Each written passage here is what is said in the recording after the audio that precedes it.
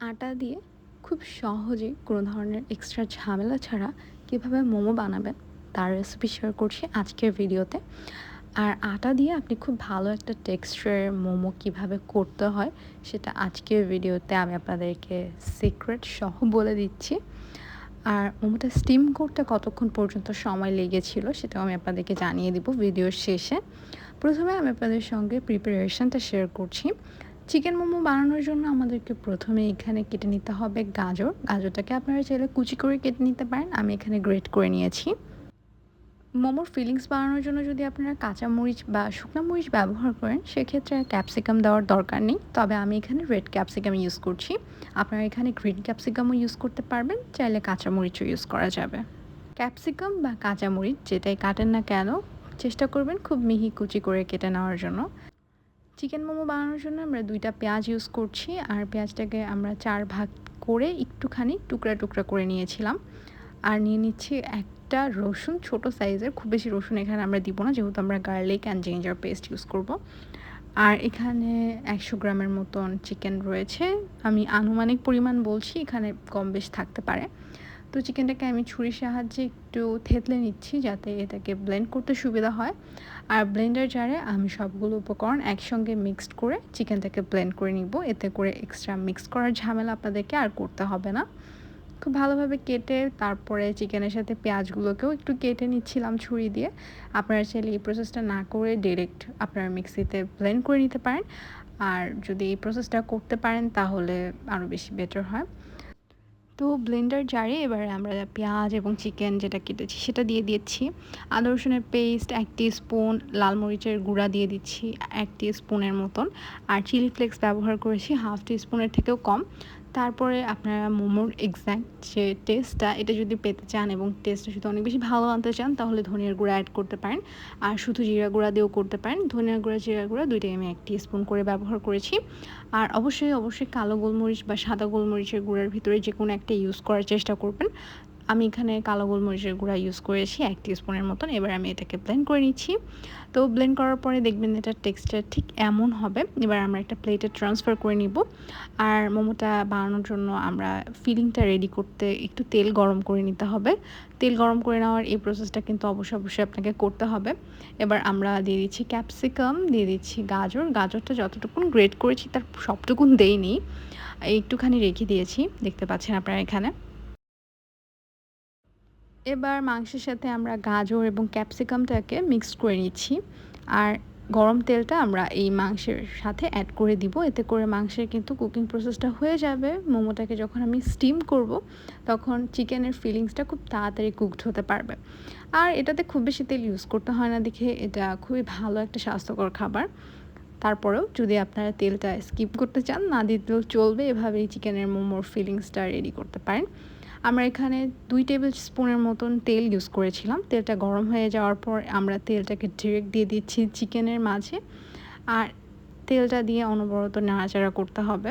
মোমো বানানোর ক্ষেত্রে চিকেনে যাতে খুব বেশি অয়েল না হয়ে যায় সেটার দিকেও খেয়াল রাখতে হবে। চিকেনে তেলটা অ্যাড করার পরে দেখবেন গাজর এবং ক্যাপসিকামটা মোটামুটি ভালো পরিমাণে সফট হয়ে আসবে। তো আমাদের চিকেন ফিলিংয়ে আমরা লবণ এখন পর্যন্ত অ্যাড করিনি। এই পর্যায়ে আমরা লবণ দিয়ে দিয়েছি। আমাদের এখানে লবণ ব্যবহার করতে হয়েছে 1 টিস্পুনের থেকে একটুখানি বেশি। আর টেস্ট বুঝে আপনারা লবণ অ্যাড করবেন। মোমোর ডোটা কীভাবে বানাবেন সেটা আমি আপনাদেরকে এখন দেখিয়ে দিচ্ছি। আর মোমোর ডোটা বানানোর জন্য আমরা নিয়েছি বসুন্ধরা ব্র্যান্ডের আটা, যেকোনো ব্র্যান্ডের আটা ইউজ করা যাবে। তো ভালো আমাদের হাতের কাছে এটাই ছিল, দ্যাটস ওয়াই আমরা এটা ইউজ করছি।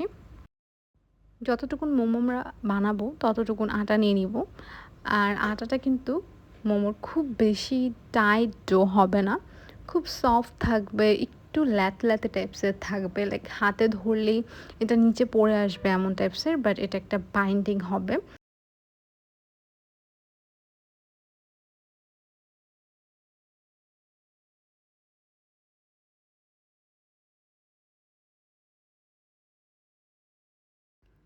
এবারে আমরা দিয়ে দিচ্ছি লবণ।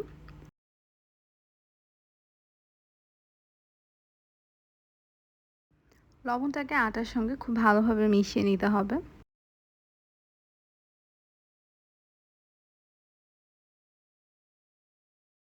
মিশানো শেষে আমরা এখানে দিয়ে দিব গরম পানি। ইয়েস, আপনি যদি আটা দিয়ে মোমোর ডো বানাতে চান আর সেটা একদম দোকানের মতন টেক্সচার চান আর একদম পারফেক্ট টেক্সচার চান, তাহলে আপনাকে গরম পানি দিয়ে ডোটা করতে হবে। ময়দা দিয়ে বানালে বা অন্য কোনো ফ্লাওয়ার দিয়ে যদি আপনি বানান মোমো ডোটা, সেক্ষেত্রে গরম পানি ব্যবহার করতে হয় না। তবে আটার ক্ষেত্রে অবশ্যই গরম পানিটা ইউজ করতে হবে। এতে করে আউটার লেয়ারটা খুব বেশি সুন্দর পাবেন, খুব সিল্কি হবে আপনাদের ডাম্পলিংস বা মোমো যেটাই বানান সেটা। যেহেতু আটায় গরম পানি ব্যবহার করতে হচ্ছে, তাই আপনারা অল্প অল্প করে গরম পানি ব্যবহার করবেন, দেন চামচ দিয়ে একটু মিক্স করে নেবেন যাতে হাত দিয়ে আপনারা খুব ভালোভাবে মাখিয়ে নিতে পারেন। আর ডোটা ঠিক এমন সফট হবে, বাট এটা খুবই স্মুথ একটা টেক্সচারের ডো হবে। আর উপরে আমরা একটু তেল ব্রাশ করে রাখবো, বেশি না, হালকা একটুখানি তেল উপরটা যাতে ড্রাই না হয়ে যায় এটার জন্য ব্রাশ করা হচ্ছে।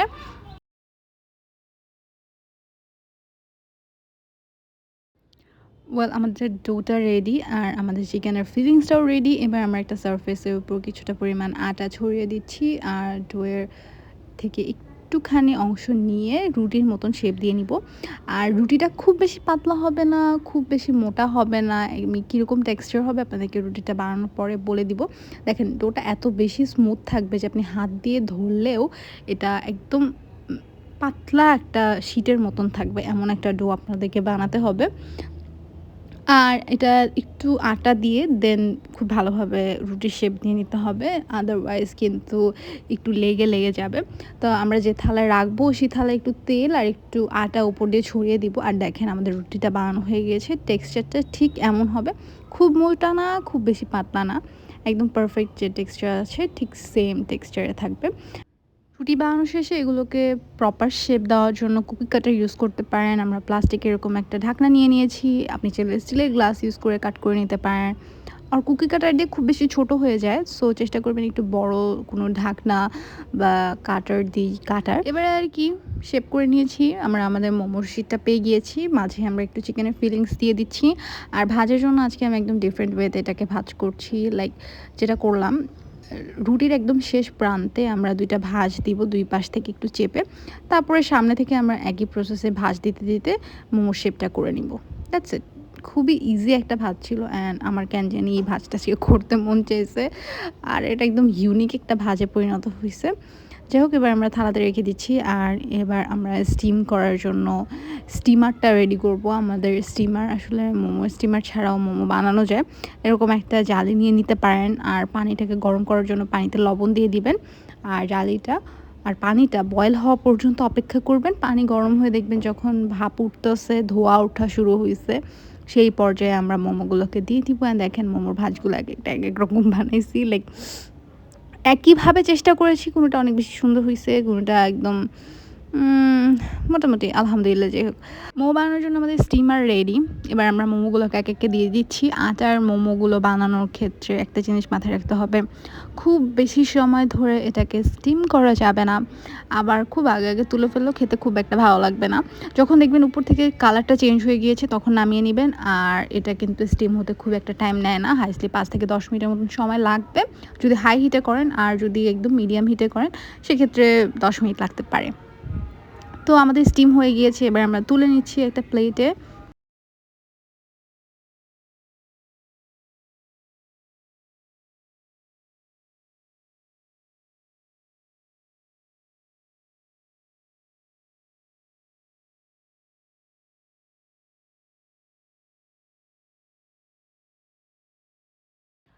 ওয়েল, মোমোটাকে আমরা সার্ভ করছি প্রাণের টমেটো সস দিয়ে। আপনি টমেটো সসের বদলে আমার চ্যানেলে চিলি ওয়েলের রেসিপি পাবেন।